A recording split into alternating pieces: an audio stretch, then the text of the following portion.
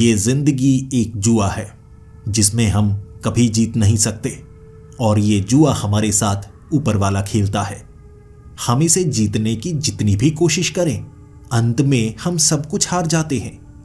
पूरी जिंदगी हमें लगता ही रहता है कि हम जीत चुके हैं, बहुत कुछ जीत चुके हैं, और अंत आते आते सब कुछ हमसे छीन लिया जाता है, एक जुए की तरह।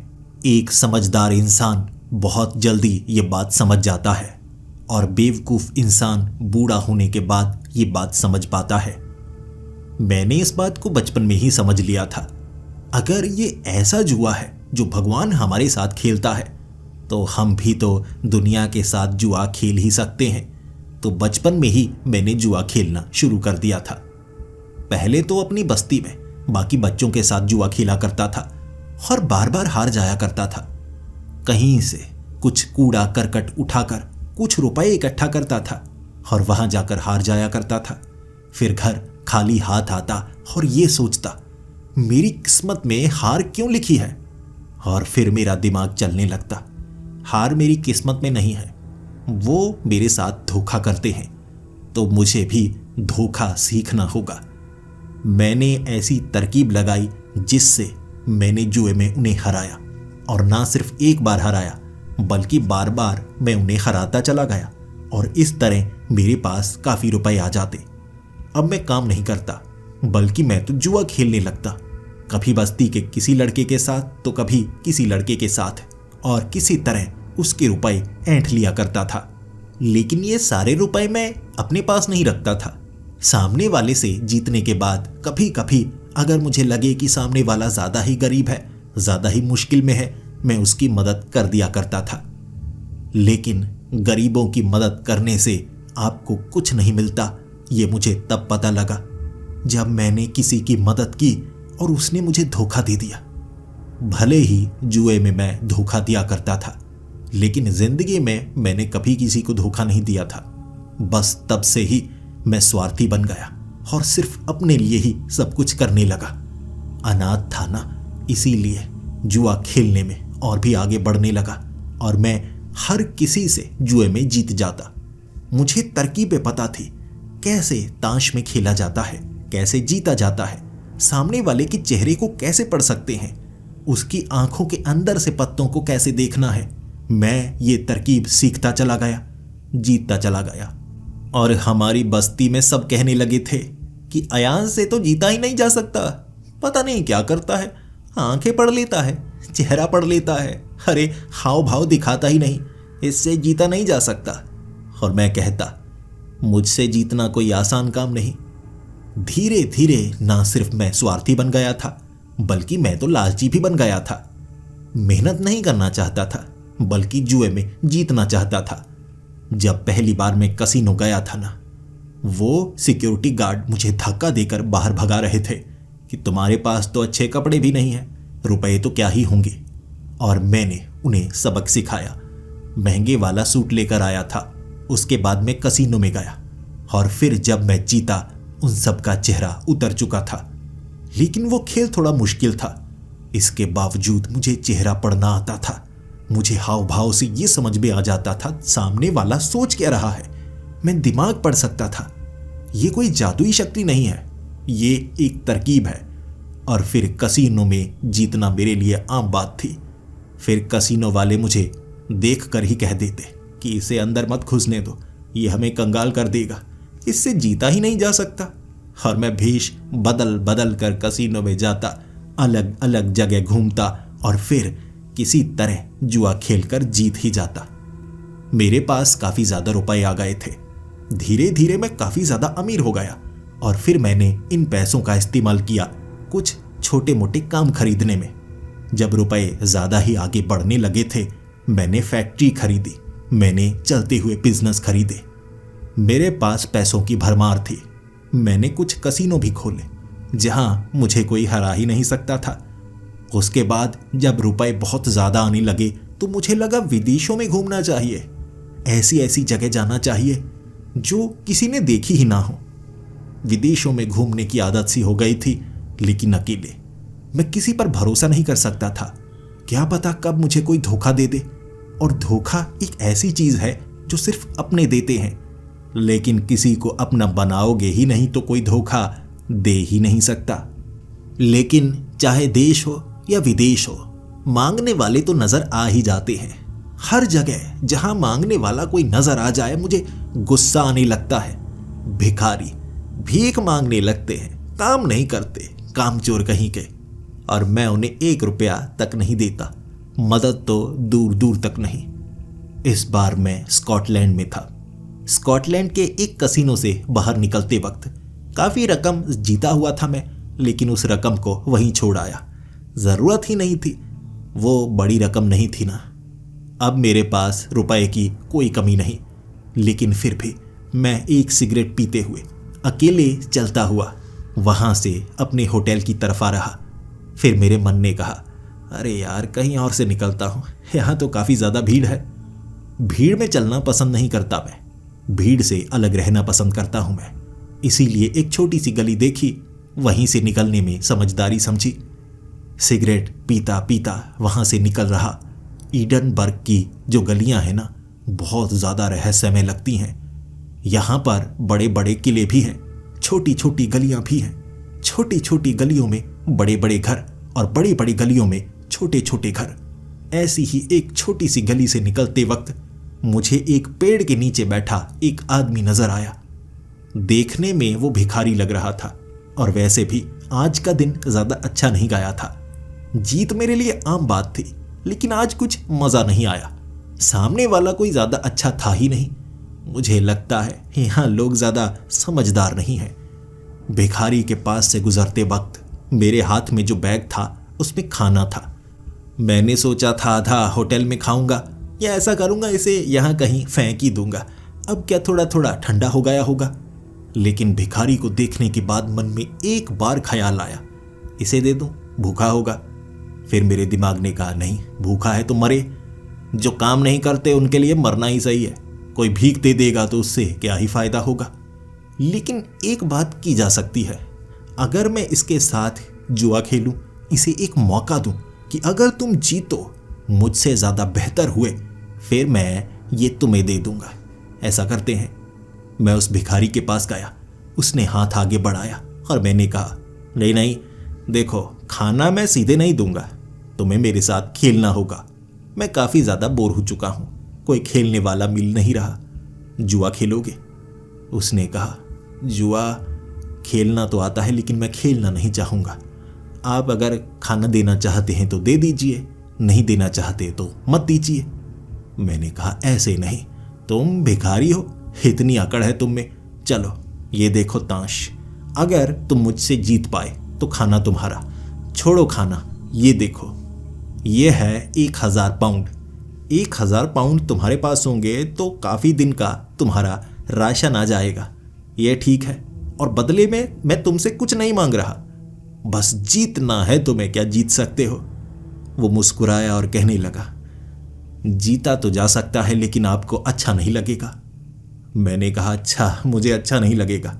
अबे जीत सकता है तू, चल खेल, मैं पत्ते बांटूं या तू बांटेगा? उसने कहा, आप ही बांटो। फिर मैंने पत्ते बांटने शुरू कर दिए, और मैं जानता हूं इन 52 पत्तों की गड्डी में हर पत्ता कहां पर है। मेरी नजरें ये देख पाती हैं, मेरी उंगलियां चलती हैं, कह सकते हैं उंगलियां देखती हैं। पत्ती काटते वक्त मैंने 3 पत्तियां उसे दे दी, 3 मेरे पास रखी। फिर मुझे पता था कि मेरे पास जो पत्ते हैं वो कौन से हैं और उसके पास जो है वो कौन से हैं। फिर मैंने कहा, ये लो, मैंने लगाया ये खाना दांव पर, 1000 पाउंड भी लगाए मैंने दांव पर। अब तुम बताओ, तुम दांव पर क्या लगा सकते हो? कोई बड़ी चीज की जरूरत नहीं है, लेकिन रूल्स के अनुसार कुछ तो लगाना होगा। उसके पास एक काला पत्थर था, काला चमकीला सा पत्थर, और मुझे वो पत्थर थोड़ा अच्छा लगा। जीत में चाहे मिट्टी ही क्यों ना मिल रही हो, मैं ना नहीं करता। मैंने कहा, ठीक है, ये हुई ना बात, काला पत्थर लगाया है दांव पर।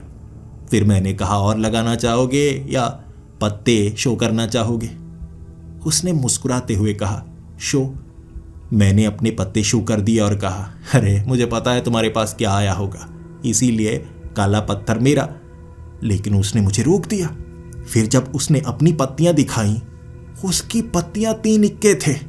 मैं हैरान, ये कैसे हो सकता है? 3 इक्के कैसे आ गए? अरे 3 इक्के तो सबसे नीचे थे और 3 इक्के आ ही नहीं सकते। उसने कहा, पत्तियां तो आपने ही बांटी हैं, ताश भी आप ही की थी, तो जो भी किया आपने किया, मैंने तो कुछ किया ही नहीं, मेरी तो सिर्फ किस्मत ही थी। फिर मैं ताश को देखने लगा। ये क्या?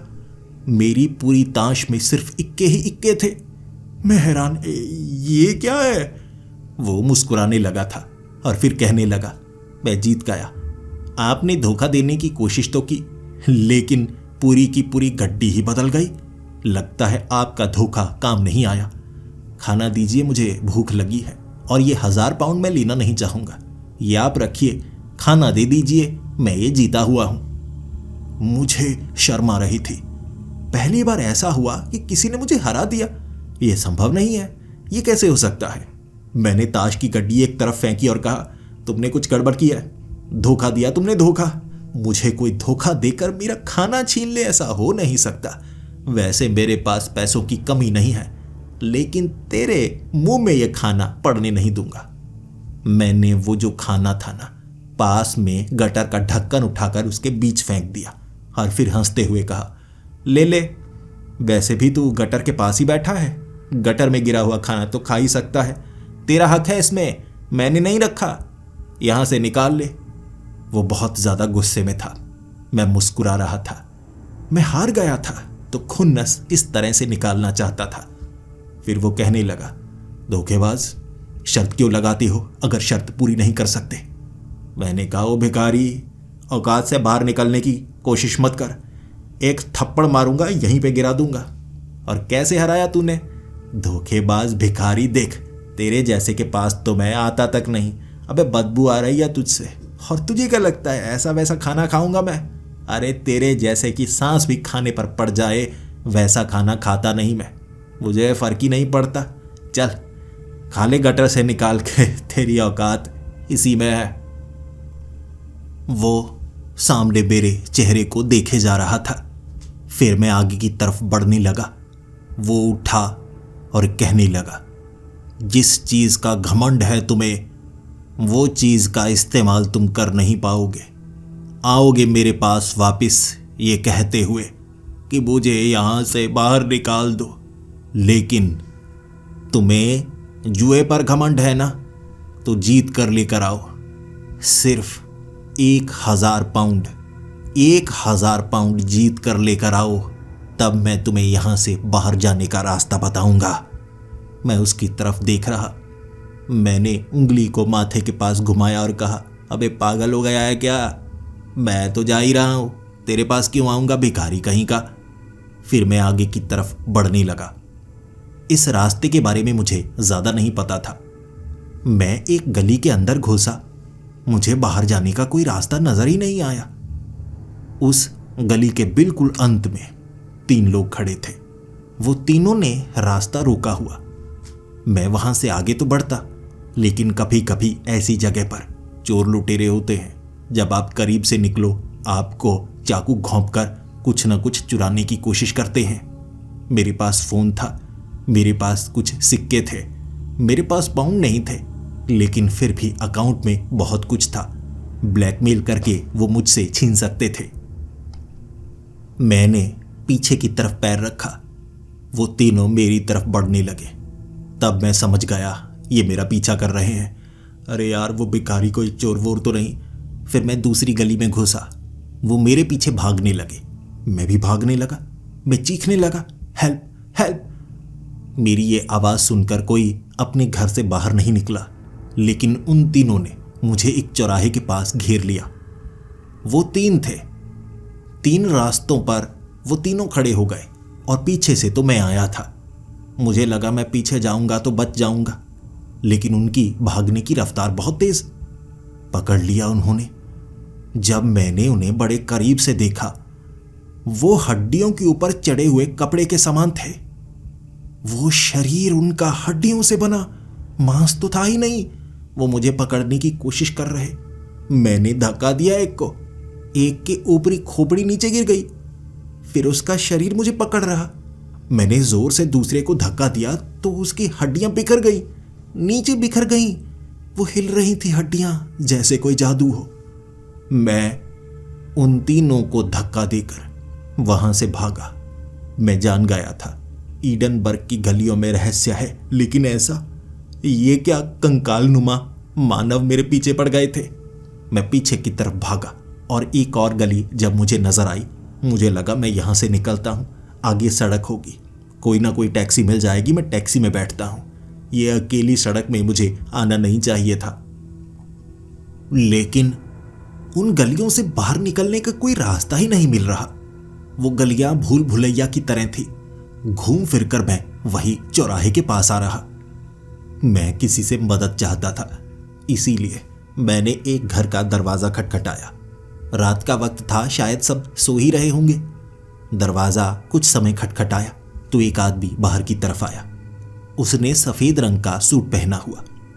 मैंने उस आदमी को कहा, देखिए मैं थोड़ा भटक गया हूं, आप मेरी मदद कर सकते हैं? मुझे हाईवे तक जाना है, होटल जाना है, क्या आप रास्ता बता सकते हैं?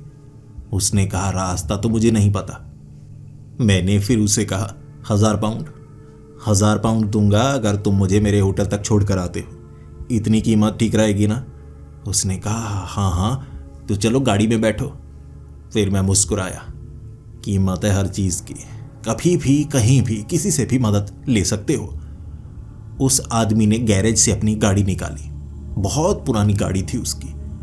मैं उस गाड़ी में बैठा उसे कह रहा, ये कैसी जगह है? मुझे अभी, आपको पता है कैसे लोग मिले थे? 3 लोग हड्डियों से बने हुए, कंकाल थे वो, कंकाल। वो मुस्कुराकर कहने लगा, आपको क्या लगता है यहाँ आपको और क्या देखने को मिलेगा? वही मिलेंगे। अब ध्यान से ज़रा पकड़ लीजिए गाड़ी को, क्योंकि हो सकता है आगे आपको कुछ खड्डे मिले। गाड़ी पुरानी है, कभी कभी कुछ हिस्से इसके टूट जाते हैं। मैंने कहा, टूट जाते हैं क्या मतलब? सीट बेल्ट नहीं है इसमें? उसने कहा, नहीं, सीट बेल्ट नहीं है। तो चलिए आपको छोड़ने की कोशिश करते हैं, देखते हैं गाड़ी कहाँ तक जाती है। उसने गैरेज से गाड़ी बाहर निकाली, इतनी तेज निकाली कि सामने वाली दीवार पर सीधे मार दी। वो कैसी गाड़ी थी, जैसे जुड़ी हुई हो ही ना। दीवार से टकराते ही पूरी की पूरी गाड़ी बिखर गई, जैसे फिल्मों में दिखाया जाता है। मेरी सीट जमीन पर पड़ी थी, दोनों टायर एक तरफ, आगे इंजन नीचे गिरा हुआ। वो आदमी स्टीयरिंग पकड़े एक तरफ गिरा और उठकर कहने लगा, ये माफ कीजिए, यह गाड़ी इतनी ही चल सकती थी तो इतनी ही चली है। मैं सीट से उठा और कहने लगा, अबे कैसा पागल इंसान है, ये कैसी गाड़ी है? उसने कहा, ऐसी ही है। अब यहां तक छोड़ा मैंने तो कीमत दीजिए। इतनी कीमत तो दे ही सकते हैं, आधा पहुंचा दिया मैंने आपको। मुझे उस आदमी पर बहुत ज्यादा गुस्सा आ रहा, लेकिन फिर वो गुस्सा करने लगा। वो मुझे पीटने लगा। वो मुझसे आधी रकम चाहता था, मैं दे नहीं सकता था क्योंकि इस समय मेरे पास कुछ नहीं था।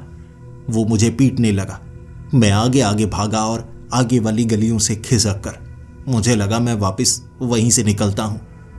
मैं पीछे की तरफ जा रहा तो मुझे वही पेड़ नजर आया और पेड़ के नीचे वही भिखारी मुझे देखकर हंस रहा था, लेकिन उसे क्या पता मेरे साथ क्या क्या घटा है।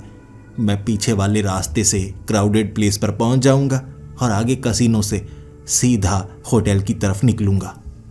लेकिन वो मेरी तरफ देखकर जैसे मुस्कुरा रहा, मुझे गड़बड़ का एहसास सा हुआ। ये कैसा पागल सा इलाका है, सभी पागल है, भिखारी भी पागल। तो मैंने मुंह दूसरी तरफ घुमाया।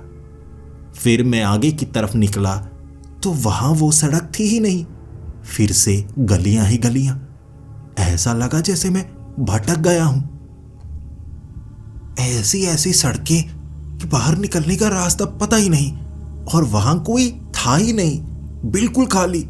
2 बार तो घरों के दरवाजे खटखटाए, लेकिन बाहर कोई निकला ही नहीं। जिसके बाद मैं ऐसे ही, ये क्या गड़बड़ चल रही है, आखिर कोई नजर क्यों नहीं आ रहा। फिर वो पुराने पुराने घरों के पास मुझे लोगों के बात करने की आवाज सुनाई दी, और ऐसा लग रहा था कि वो हिंदी में बात कर रहे हों। फिर मैं थोड़ा सा आगे बढ़ा, मुझे वहां 4 लोग नजर आए। देसी लोग, गमछा पहना हुआ था उन्होंने, और वो आग के आसपास बैठे हाथ सेक रहे। अरे यहाँ स्कॉटलैंड ईडनबर्ग में ये भारतीय लोग ये कैसे बैठे हुए हैं, बनियान डालकर आग सेक रहे हैं। लेकिन ये मुझे रास्ता तो बता ही सकते हैं ना। अरे अपने लोग हैं तो मदद तो करेंगे ना। अरे कोई नोट है मेरे पास? मैंने ध्यान दिया, मेरे पास 500 के 4 नोट थे जिसे मैं अपने पर्स में रखा करता था। वैसे ही ये मेरे लिए गुड लक के समान थे। मैं उनके पास गया और कहने लगा, अरे सुनो, तुम काम नहीं कर रहे? काम से निकल कर आए हो क्या? भाग निकले हो या किसी तरह इलीगल तरीके से यहाँ आए हो? वो मेरे मुंह की तरफ देखने लगे, कुछ बोले नहीं थे वो। लेकिन मैंने उन्हें कहा, अच्छा कोई बात नहीं, मुझे कोई फर्क नहीं पड़ता। देखो यहाँ से बाहर निकलने का कोई रास्ता है? मुझे इन रास्तों के बारे में ज़्यादा पता नहीं। तुम लोगों को 500 रुपए दूंगा। देखो देसी रुपए मिलेंगे क्योंकि तुम भी देसी लग रहे हो। बाकी पाउंड चाहिए तो मुझे होटल तक छोड़ना होगा। बताओ करोगे? वो मेरी तरफ देखकर फिर आग में हाथ सेकने लगे। उन्हें कोई फर्क ही नहीं पड़ा, लेकिन मुझे उनकी ज़रूरत थी। उन्हें भले ही मेरी ज़रूरत ना हो, लेकिन लोगों का दिमाग बदलना आता है मुझे। लोग लालची होते हैं, पहले उनका भरोसा जीतो, बाद में उनसे काम करवाओ, लेकिन उनके सामने खुद को कमज़ोर कभी ना दिखाओ। फिर मैंने कहा, अच्छा तो मुझे लगता है पुलिस को बुलाना ही होगा। ऐसे तुम मानने वाले नहीं, पुलिस पकड़ कर लेकर जाएगी, फिर तुम्हें समझ में आएगा। अब वो मेरी तरफ घूरने लगे, लेकिन फिर किसी तरह से जैसे गुस्से में मुंह बनाने के बाद भी हाथ सेके जा रहे, लेकिन उन्होंने बताया कुछ नहीं। अब मैं क्या करूं? जिसके बाद मैं थोड़ा सा करीब गया। अब कोई और रास्ता नहीं था तो मुझे लगा थोड़ा प्यार से भी बात कर ही लेता हूं। अब छोटे लोग हैं, छोटे लोगों की कभी कभी ज़रूरत पड़ ही जाती है, लेकिन काम निकला तो पैर मारूंगा, भगा दूंगा इन्हें। मैं उनके पास जाकर हाथ सेक कर कहने लगा, देखो यार थोड़ी मुसीबत में हूँ, बता दो ना रास्ता। जिसके बाद वो गुस्से में नहीं थे और उनमें से एक बोला, क्या हुआ? अकड़ निकल गई सारी? पहले तो बड़ी अकड़ दिखा रहा था। बस इतना कहना ही काफ़ी था। मेरे अंदर ईगो है, जब मेरी ईगो कोई हर्ट कर देना उसके बाद रहा नहीं जाता। मैंने आग में पैर मारा और कहा, अबे बोलता कैसे है तू? समझ में नहीं आता तुझे? रास्ता दिखाता है या दूं तेरे कान पर दो? पुलिस को आवाज़ लगाऊंगा तो पुलिस 1 मिनट में आ जाएगी, और तुम्हारे जैसे जो 2 नंबर में यहाँ कहीं ना कहीं छिप कर रह रहे हो ना, उठाकर पुलिस ले जाएगी। सब पता है तुम्हारे बारे में। लेकिन वो 4 थे, मैं अकेला। मुझे ये गलती नहीं करनी चाहिए थी। उन्होंने मुझसे कोई और बात ही नहीं की, मुझे बोलने का मौका ही नहीं दिया। सीधा पकड़ा, एक ने बाजू पकड़ी, दूसरे ने दूसरी बाजू, एक ने नीचे एक टांग पकड़ी, दूसरे ने दूसरी टांग। मैं चिल्ला रहा और उन्होंने मुझे ऐसे ही पकड़कर थोड़ा थोड़ा वो दूर गए, फिर ऊपर की तरफ उछाला और भाग गए। वो लगभग 8 फुट ऊपर उछाला था मुझे, सीधा नीचे आके धप। मेरी पीठ में काफ़ी ज़्यादा दर्द होने लगा, लेकिन वो भाग निकले थे। उठा मैं, गालियाँ निकालने लगा। गालियाँ मैं हिंदी में ही निकाल रहा था क्योंकि गुस्सा था और उन्हें भी समझ में आ रही होंगी, ये तो पता चल ही गया था। वो चारों अलग अलग दिशा में भागे थे, लेकिन उनमें से एक दीवार के पीछे से झांक रहा। मुझे लगा इस पर तो गुस्सा निकालना ही होगा। वो पतला सा है, एक तरफ छिपा हुआ है, इसे पकड़ता हूँ, 2-3 मुक्के मारता हूँ और फिर मैं भागता हूँ। मैं उस गली में गया उसे पकड़ने के लिए। जैसे ही मैं उसे पकड़ने वाला था, वो चारों अलग अलग दिशा में भागे थे, उस जगह पहले ही छिपकर जैसे इंतजार कर रहे हो। जैसे ही मैंने उस पतले को मारने की कोशिश की, पीछे से 3 निकले। फिर से दोनों ने बाजू पकड़ी, दोनों ने टांगे पकड़ी, ऊपर की तरफ उछाला, मुझे भाग गए। फिर से मैं नीचे धप। पीठ फिर से टकराई थी मेरी, दर्द बहुत ज़्यादा हुआ। मैंने गालियाँ निकाली, लेकिन मैं बदला लेना नहीं चाहता था। मैं भागा पीछे की तरफ, कोई रास्ता ही नहीं था। लोग पागल हैं, ये बदला लेंगे तो मैं क्या करूँगा? और तब तक मुझे ऐसा लगने लगा था कि मैं बुरा फंस गया हूँ। इसमें वो जो भिखारी था उसका कोई हाथ तो नहीं? अरे नहीं, अब इतनी बड़ी जगह है, रास्ता नहीं मिल रहा, इसमें उसका हाथ कैसे हो सकता है? नहीं, उसके पास नहीं जाऊँगा। अपनी इज्जत का सवाल है, ऐसे छोटे मोटे भिखारियों के पास जाकर कुछ बोलूंगा ना, ऐसे नहीं करने वाला मैं। फिर एक गली में मुझे कुछ लोग नजर आए जो चले जा रहे और मुझे लगा वाह, अब रास्ता मिल गया। भीड़ मिली है मुझे, भीड़ के बीच चला जाऊंगा, जहां से बाहर निकलने का रास्ता हो वहीं से निकलूंगा। अरे गाड़ियों वाली सड़क तो कोई नजर ही नहीं आ रही, छोटी छोटी गलियां ही हैं। देखते हैं ईडनबर्ग में ऐसी गलियां हैं। मैं जैसे ही भीड़ के बीच गया वो रुक गए। सबके सब चल रहे थे, अचानक सबके सब रुक चुके थे और सब मेरी तरफ देखने लगे। जब मेरे करीब वाले वो 3 लोग थे जिनके हाथ में अखबार थी वो मेरी तरफ देख रहे, मैं तभी समझ गया वो जिंदा थे ही नहीं, भूत थे या कहूं ज़ॉम्बी थे। कुछ की आंखें नहीं, कुछ के होंठ नहीं, कुछ की नाक नहीं तो कुछ की बाजू मुड़ी हुई। वो लाशें थी जो चल रही और फिर मेरी तरफ बढ़ने लगे। वो सांसें ले रहे और मुझे वो आवाज़ सुनाई दे रही। वो मुझे पकड़कर खा ही जाना चाहते थे, काटने की कोशिश की। ज़ॉम्बी स्कॉटलैंड में कब से आ गए मुझे नहीं पता, लेकिन ये कैसी जगह है, भूत प्रेत पागल लोग, ये क्या मिल रहा है। उस गली से मैं भागा। वो चल रहे थे, भाग नहीं रहे थे, इसीलिए बच पाया।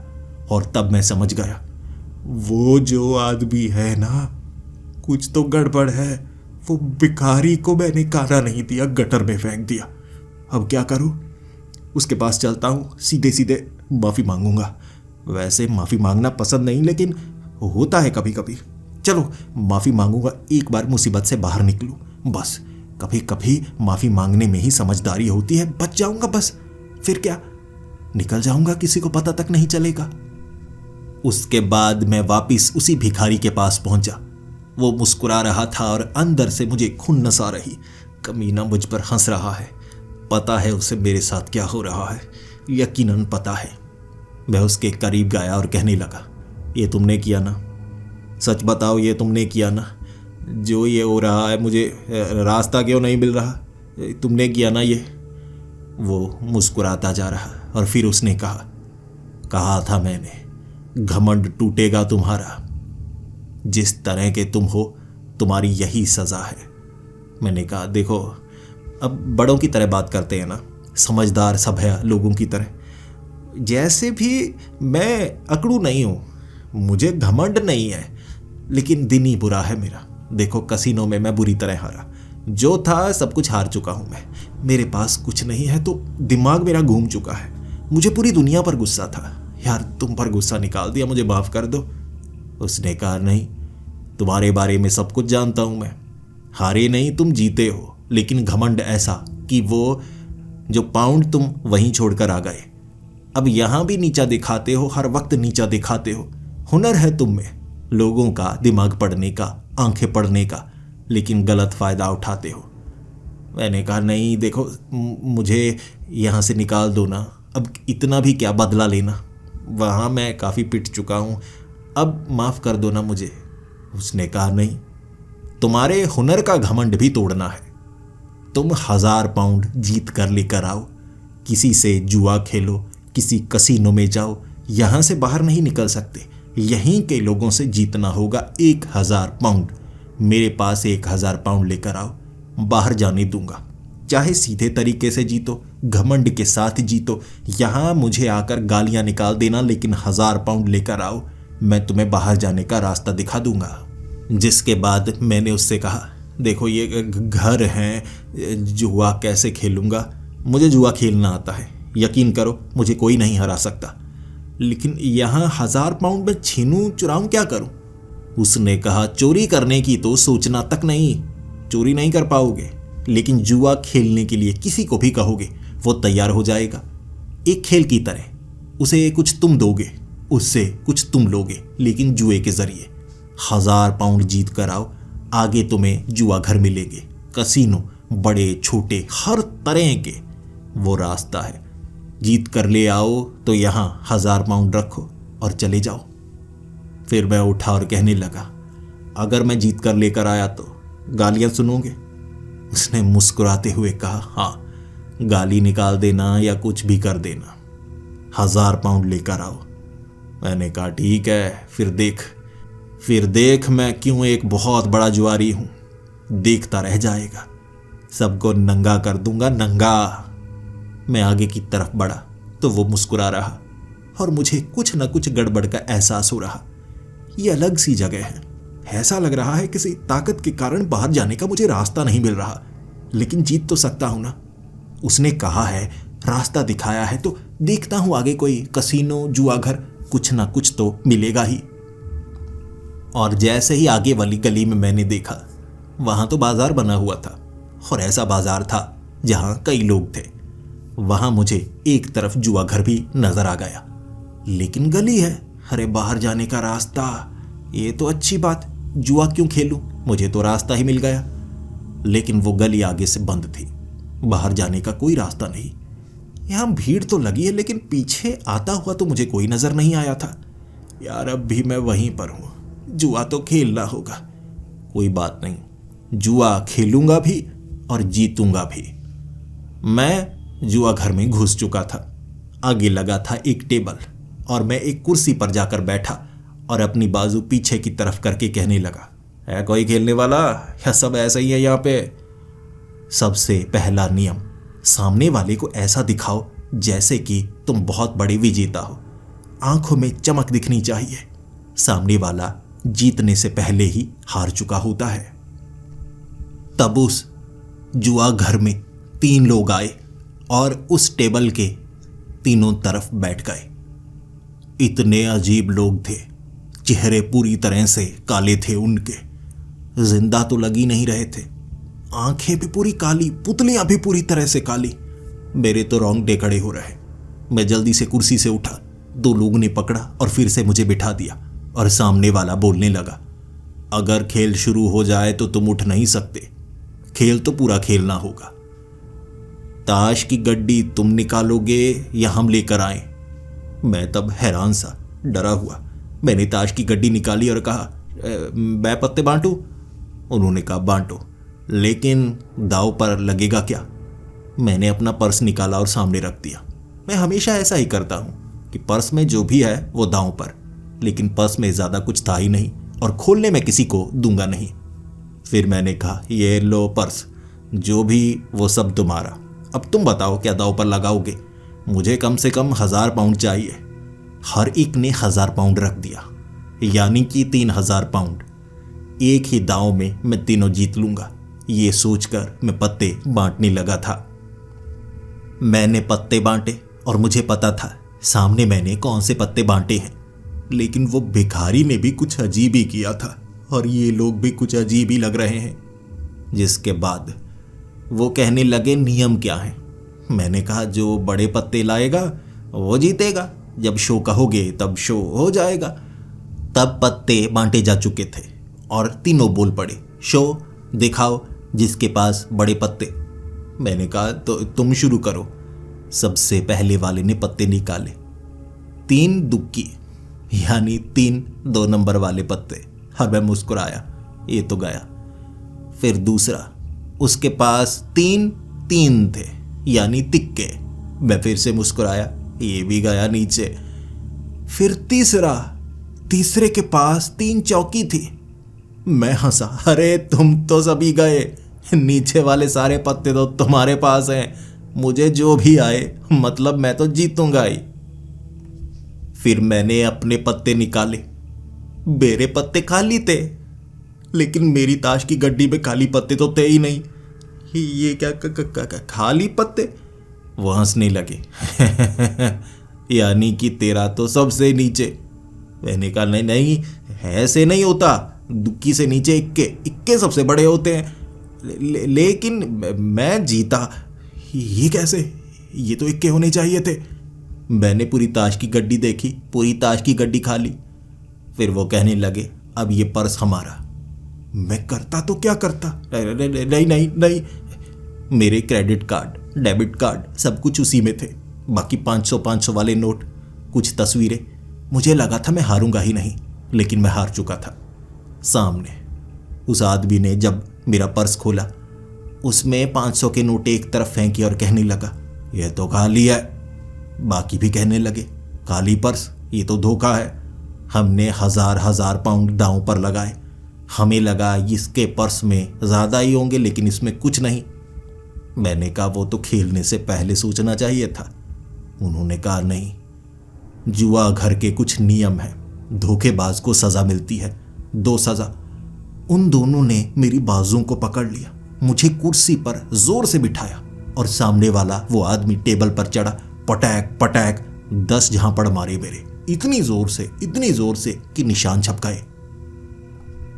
जिसके बाद मेरा रोना निकल आया और मैं कहने लगा, नहीं नहीं, ये क्या तुम जादू करते हो कुछ? ताश की गड्डी आखिर बदल दी किसी ने जेब में। उसने उसके बाद एक नई ताश की गड्डी बाहर निकाली और कहने लगा, देखो पूरी की पूरी ताश की गड्डी। मैंने ताश की गड्डी देखी। हाँ ये ठीक है, इससे बांटेंगे पत्ते, मैं बांटता हूं। मैंने फिर से ताश के पत्ते बांटे। अब मुझे फिर से कुछ दांव पर लगाना था। मैंने कहा, मैं क्या दांव पर लगाऊं? ये अंगूठियां, मेरी सोने की अंगूठियां, मैं सोने की अंगूठी दांव पर लगाता हूं। उन्होंने भी काफी ज्यादा महंगी चीजें दांव पर लगाई थी। पत्ते फिर से खुलने लगे। मैं उनके चेहरे देख चुका, लेकिन पढ़ नहीं सकता था। मुर्दों के चेहरे पढ़े नहीं जा सकते, लेकिन किसी तरह से मुझे जीतना था। फिर से वही पत्ते, दुक्की दुक्की दुक्की, दूसरे के तिक्की तिक्की तिक्की, और तीसरे के चौकी चौकी चौकी। मेरी तरफ देखकर वो हंसने लगे और मैं, नहीं है, ऐसा कैसे हो सकता है?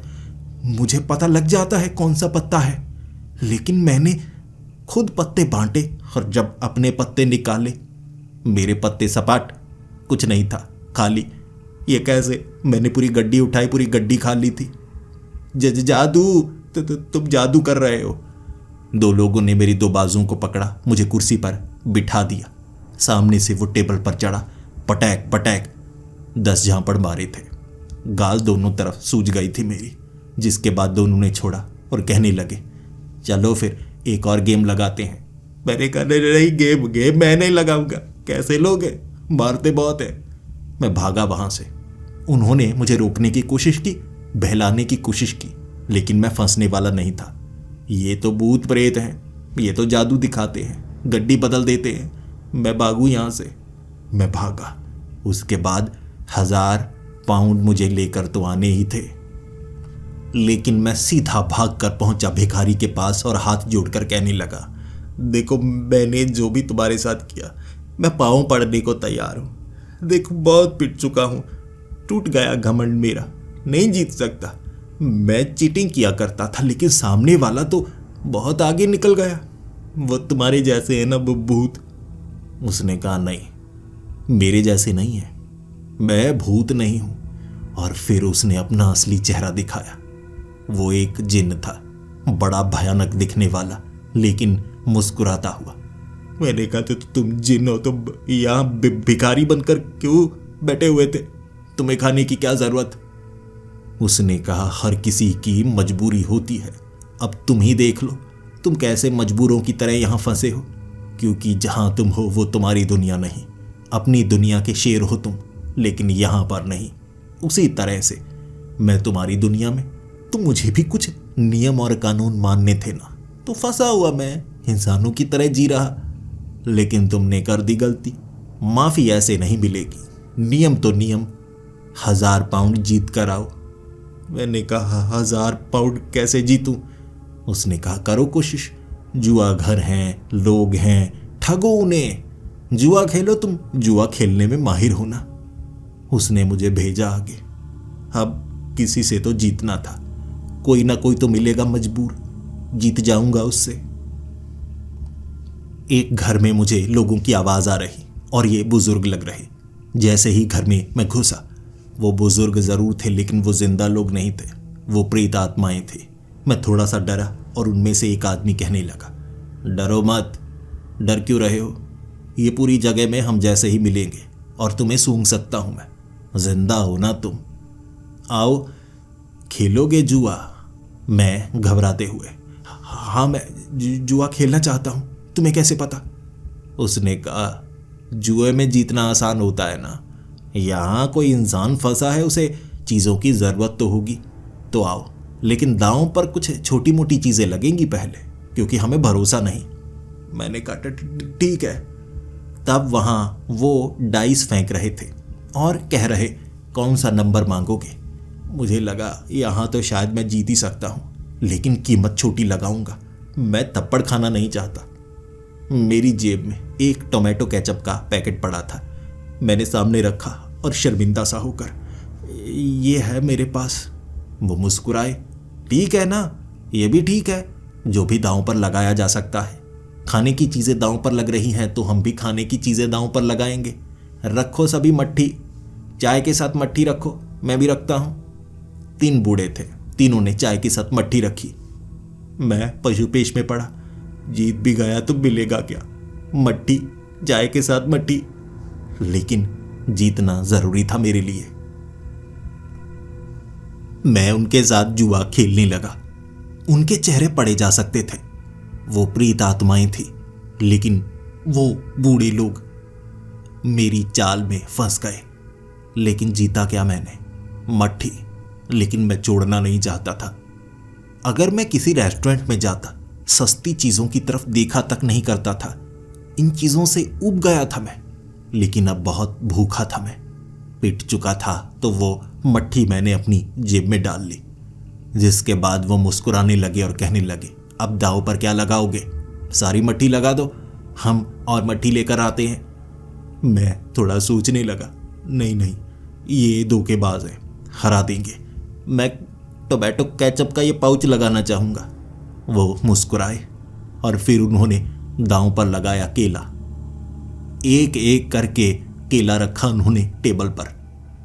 अगर पहले कभी केला, मट्ठी, ऐसा कुछ जुए के टेबल पर रखा जाता तो मैं पैर मारकर निकल जाता। लेकिन अब सब कुछ ढीला ढीला सा पड़ने लगा था। मुझे लगने लगा कि जो मिल रहा है उसे लो, शायद इससे कोई ना कोई काम कर पाऊं मैंने वो केला भी जीता। जिसके बाद मुझे लगा मैं पैसे जीतना चाहूंगा तो उनके पास पैसे थे ही नहीं, उनके पास कुछ नहीं था। फिर कुछ खाने पीने की चीजें जीतने के बाद वहां से बाहर निकला। कम से कम रिदम तो वापिस आया जीतने वाला। लेकिन बाहर निकलने के बाद मैंने एक झुंड को देखा। 5-7 लोग थे, एक तरफ सिमटे हुए, डरे हुए, घबराए हुए। और मैंने फिर उनसे पूछा, क्या हुआ, तुम यहां ऐसे छिपकर क्यों बैठे हो? वो मुझसे बात ही नहीं करना चाहते थे। मैंने उनको पूछा, बताओ क्यों छिपे हो? उन्होंने कहा, ये जगह भूतिया है, हम फंसे हैं यहाँ पर, सब फंसे हैं, यहां से बाहर नहीं निकल सकते। मैंने उनसे पूछा, तुम जिंदा हो? उन्होंने कहा, हाँ। मैं तो उनके पास आया था कि मैं उनसे जुआ खेलूंगा, कुछ ना कुछ जीत पाऊंगा, क्योंकि तभी शर्त पूरी होगी। लेकिन उन्होंने बताया, कुछ हफ्तों से यहां फंसे हैं तो कुछ महीनों से, और एक बूढ़ा आदमी 13 सालों से इस दुनिया में फंसा है, 13 सालों से। मेरे होश उड़ गए और तब मैं समझ पाया ये कोई छोटी मोटी घटना नहीं, बहुत बड़ी मुसीबत है। उसने बताया, सालों से वो यहां पर है, जो मिलता है वो खाना पड़ता है, कभी कभी चोरी करनी पड़ती है लेकिन सजा मिलती है। वो पीटते हैं, बहुत ज्यादा पीटते हैं, दर्द बहुत ज्यादा होता है, लेकिन खाने के लिए ऐसा करना पड़ता है। वो भूखे थे 2 दिनों से, झुंड बनाकर जो करते एक साथ करते। वो ढूंढ रहे थे कहीं कचरा मिल जाए, कुछ खाने को मिल जाए, क्योंकि उन्हें जिंदा रहना था। फिर मेरे पास जो खाने की चीजें थी, मैं कभी किसी भिखारी को कुछ नहीं देता, उनकी मजबूरी कभी समझ ही नहीं पाया था। मैं ये मट्ठी को कहीं फेंक देना चाहता था, सोचा था खा लूंगा, बाकी फेंक दूंगा। लेकिन एक एक मट्ठी, वो केला उनके हाथ में पकड़ाने के बाद मैंने महसूस किया कि वो बहुत ज्यादा खुश थे। उनकी भूख मिटाई और मजबूर को खुश होते हुए देखने में एक अलग ही खुशी मिलती है। सच में इस रात ने मेरी जिंदगी बदल दी है, मेरी सोच बदल दी है। और फिर मैंने उन्हें कहा, देखो अगर तुम मेरे साथ चलोगे, मुझ में एक हुनर है, जुआ जीतने का हुनर, तो मैं उस हुनर का इस्तेमाल करके खाना जुटा सकता हूँ, तो कुछ पैसे भी शायद जुटा दूँ या बाहर निकलने का कोई रास्ता ढूंढूं। उन्होंने कहा, बाहर निकलने का रास्ता नहीं है, वो जो जिन है उससे जो शर्त लगाई है वो पूरी की ही नहीं जा सकती। उन्होंने अपनी अपनी शर्तें बताई। वो नामुमकिन थी, लेकिन मेरी शर्त के अनुसार 1000 पाउंड जीतने थे। वो मेरे साथ थे। जिसके बाद एक खास जगह मैंने कुछ लोगों को देखा जो जुआ खेल रहे। वो शैतान थे, काले रंग के शैतान, पिशाच जैसे। मैंने उनसे जुआ खेलना शुरू कर दिया, लेकिन जीत नहीं सकते थे। पिशाचों से आप कैसे जीत सकते हैं जो हिप्नोटिज्म के जरिए आपकी आंखों के अंदर भ्रम पैदा कर देते हो? जीत ही नहीं सकता था। और फिर जब मैं उन्हें वो दे नहीं पाया जो उन्होंने मांगा था, मुझे पीटा उन्होंने। वो भी मुझे पीट रहे, एक कमरे भी ले गए, पीटने लगे। ऐसा पीटा कपड़े उतार उतार कर कि मैं चीखे मारता रहा। और पीटने के बाद उन्होंने कपड़े पहनाए और वापस उसी जगह लेकर आए। फिर मुझे गले से लगाकर कहने लगे, चलो फिर एक और राउंड लगाते हैं। मैंने कहा, दरिंदो, तुम्हारे चेहरे पर दरिंदगी झलक रही है। कैसे दिखा रहे हो सबके सामने, जैसे पता नहीं क्या अच्छे काम करके आए हो। पीटा कमीनो, तुमने पीटा, बेरहमी से पीटा। अब नहीं खेलूंगा। कैसे प्यार से बात करते हो, लेकिन हारने के बाद दरिंदगी दिखाते हो। मैं चला जाऊंगा, चला जाऊंगा। वहां से निकला था मैं। उसके बाद मायूस था, उदास था, और यह भी समझ पा रहा था बाकी लोगों के साथ क्या होता होगा। यहां तो दरिंदे हैं, शैतान है, ऐसे लोग जो दरिंदगी की हदें पार कर देते हैं। उसके बाद वो मेरे साथी बन चुके थे। हम कई जगह भटके, कभी किसी पिशाच के घर जाते तो कभी भूतों के झुंड के बीच। हर बार मैं पिटता, और यकीन कीजिए बड़े लहजे से पीटते थे वो, यानी कि कपड़े उतार कर पीटते, शरीर पर निशान बनते और फिर कपड़ों को जरा भी सिलवट पड़ने नहीं देते थे। कपड़े पहनाते और वापस लेकर आते और गले मिल मिल कर कहते, चलो एक और राउंड लगाते हैं। वो वहशी थे, उनके साथ खेला ही नहीं जा सकता था, उनके साथ जीता ही नहीं जा सकता था। फिर मैं रोते रोते कहने लगा, अब वो जिन ही है जो बचा सकता है। मैं जिन के पास गया और पांव पड़ने लगा, माफ कर दो, टूट गया घमंड, मैं तो कुछ भी नहीं हूं, औकात नहीं है मेरी, मैं जीत ही नहीं सकता, मैं जुआ खेलना छोड़ दूंगा मैं जुआ खेलना। उसने कहा, वो तो हो जाएगा, 1000 पाउंड दो। मैंने कहा, नहीं ला सकता, उनसे जीता नहीं जा सकता, वो शैतान है उनके पास बहुत पाउंड्स, लेकिन मैं जीत नहीं सकता, वो तो मारते हैं, देखो मेरी क्या हालत बना दी है। भूखा प्यासा, कभी कभी मट्ठी जीत जाता हूँ, केला जीत जाता हूँ, कुछ जगह और भी खाने पीने की चीजें मिलती है, लेकिन पाउंड नहीं मिलते, रकम नहीं मिलती, क्या करूं। तब उस जिन ने कहा, एक आसान सा तरीका बताऊं, 1000 पाउंड की अगर तुम चीजें ले आओ तो उससे काम बन सकता है, लेकिन यहां जितनी भी चीजें हैं वो मुर्दों की हैं, उसकी कोई कीमत नहीं होती। जो जिंदा हैं उनकी कीमत होती है। तुम्हारे कुछ दोस्त बने हैं ना, कुछ की बेल्ट कीमती है तो कुछ की टोपी कीमती है, कुछ की जैकेट कीमती है तो कुछ के जूते। अगर तुम वो सब लेकर आ जाओ, यहां मुझे दे दो, तो मैं 1000 पाउंड के बदले तुम्हें यहां से जाने का रास्ता दे दूंगा। मैंने उसे कहा, तो वो भी अगर ऐसे में कहीं से चुरा कर ले आऊं, तुम उन्हें भी बाहर जाने का रास्ता दे दोगे? उसने कहा, नहीं, उनकी कीमत अलग, वो उन्हें चुकानी होगी। बताया मैंने उन्हें, वो नहीं कर सकते, तुम कर सकते हो, ले आओ। अरे उन्हें तो भूख है, चीजों की क्या ही जरूरत। मैं वापस गया उनके पास। वो पूछ रहे थे, क्या तुम कोई रास्ता ढूंढ पाए? मैंने उन्हें कहा, हाँ ढूंढ तो पाया हूं, कुछ चीजें लगेंगी। उनको कहा कि तुम्हारी कुछ चीजें लगेंगी, उसके बाद उससे सौदा किया जा सकता है। वो मेरी बात मान चुके थे।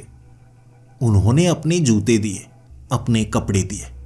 उनमें से एक लड़की थी जिसकी जैकेट मुझे लेनी थी, वो महंगी वाली जैकेट, और उसके बिना उसे बहुत ज़्यादा ठंड लग रही, लेकिन बाकी उसे समझा रहे थे कि हम बाहर निकल जाएंगे, कुछ ही समय है, थोड़ी ही ठंड लगेगी। जिसने अपने जूते दिए उसके पैरों में फफोले हुए थे, वो चल नहीं सकता था। जिसकी बेल्ट मैंने ली उसके पास एक छोटी निक्कर थी, उसे संभालने के लिए वो बेल्ट थी। अब उसे वो पकड़नी पड़ी। ऐसे ही वो चीजें जो उनके लिए बहुत ज्यादा जरूरी थी, मैंने उनसे वो ले ली। वो मुझ पर भरोसा करते थे और भरोसा तोड़ने में मैं माहिर था। लेकिन अब कुछ ऐसा लग रहा जो सीने में कसक बनकर चुभ रहा। मैं अपनी जिंदगी में चला जाऊंगा वापस, इन लोगों से कभी मिलूंगा भी नहीं। लेकिन ऐसा क्यों लग रहा है? मेरे लिए वो चीजें इतनी जरूरी नहीं है जितनी उनके लिए है।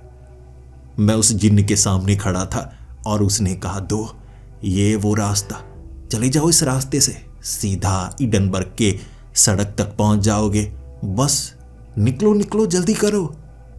फिर मैंने पीछे मुड़कर उन लोगों की तरफ देखा और फिर मैंने जिन्न की तरफ वो कपड़े, वो सामान बढ़ाया ही नहीं। नहीं नहीं नहीं, मैं ये तुम्हें नहीं दे सकता, कोई और रास्ता मैं ढूंढ लूंगा। उसने कहा, नहीं ढूंढ पाओगे, मैं इस जगह के बारे में जानता हूं। तुम किसी जिन्न से, भूत से, पिशाच से जुए में जीत ही नहीं सकते, चाहे तुम जो भी कर लो। अरे तुम्हें सबक सिखाना था, वो सिखा दिया। अब ये रास्ता है, चले जाओ, बेवकूफी क्यों कर रहे हो? मैंने कहा, नहीं, अगर किसी और की कीमती चीज मैं धोखे से लेकर अपनी आजादी छीन भी लूं तो वो आजादी मेरे किसी काम की नहीं है। तो उस जिन्न ने कहा, तो यहीं मरोगे, यहीं सड़ोगे उनके साथ, और फिर कोई और आएगा जो तुम्हें धोखा देकर वापस चला जाएगा। मैंने कहा, कोई बात नहीं, मैंने अपनी जिंदगी बहुत अच्छे से जी है। अब मुझे लगता है यहां उनके साथ रहूंगा तो उन्हें कुछ फायदा करवा सकता हूं। खाने की कमी रहती है उन्हें, तो किसी न किसी प्रेत को बेवकूफ बना ही लूंगा। उनसे कुछ रकम जीत नहीं सकता तो खाने पीने की या कपड़े वगैरह तो जीत ही सकता हूं।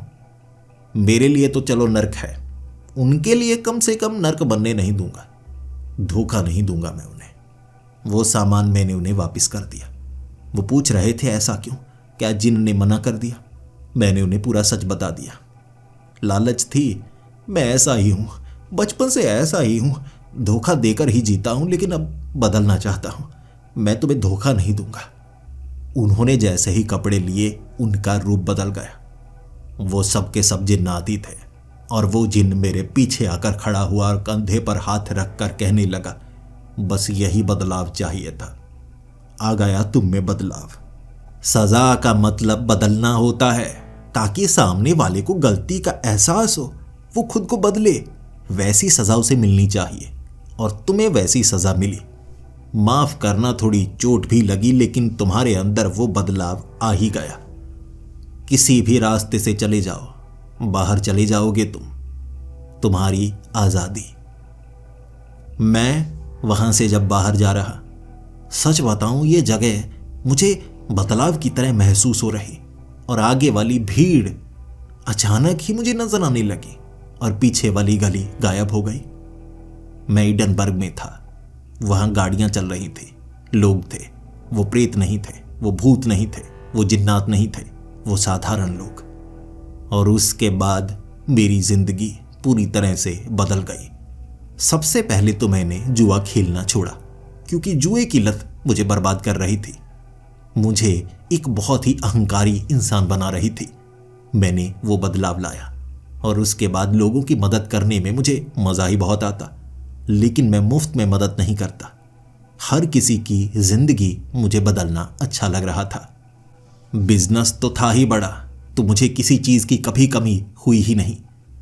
लेकिन आम जिंदगी सबसे अच्छी होती है, वो मैं वहां जाकर महसूस कर पाया।